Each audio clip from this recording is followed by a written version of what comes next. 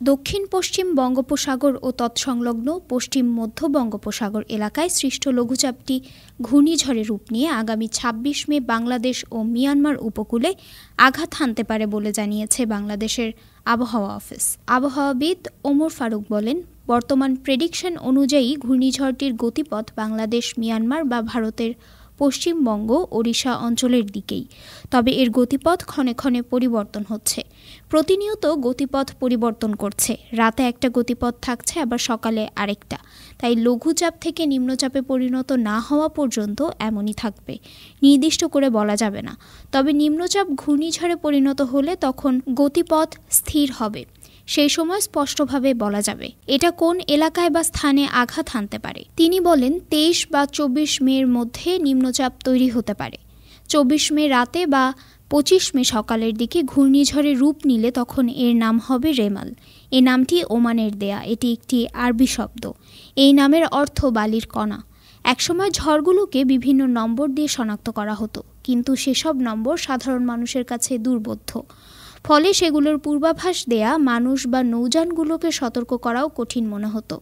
নামবিহীন থাকলে আঘাত হানা ঘূর্ণিঝড়ের শক্তি ধরন সম্পর্কে তথ্য দ্রুত জানা যায় না। এর আঘাত হানার সময় বা তারিখ বের করে পরবর্তী সময়ে সম্ভাব্য ঘূর্ণিঝড়ের গতি প্রকৃতি নির্ণয় করতে হয় আবহাওয়াবিদদের।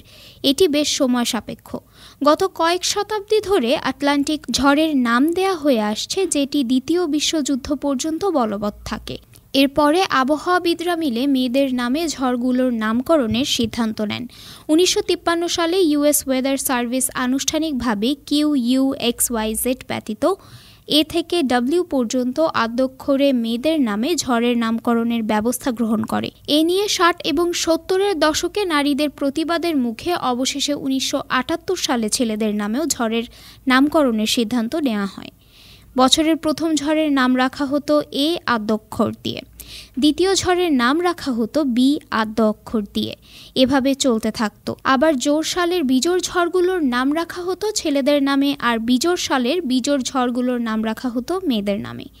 এক বছরে ২১টিরও বেশি হারিকেন উৎপন্ন হলে গ্রিক বর্ণমালা অনুযায়ী নামকরণ করা হয়, যেমন হারিকেন আলফা, বিটা ইত্যাদি। এখানে সেখানে ছড়িয়ে ছিটিয়ে থাকা শত শত কেন্দ্র, উপকূলীয় ঘাঁটি ও সমুদ্রে অবস্থিত জাহাজগুলোতে ঝড়ের তথ্য পাঠানোর জন্য যতটা সম্ভব সংক্ষিপ্ত ও সহজে উচ্চারণযোগ্য নাম ঠিক করা হয়।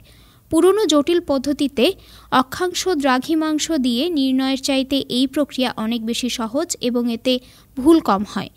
১৯৫৩ সাল থেকে যুক্তরাষ্ট্রের ন্যাশনাল হ্যারিকেন সেন্টারের তৈরি তালিকা থেকে আটলান্টিক ক্রান্তীয় ঘূর্ণিঝড়গুলোর নামকরণ করা হয়।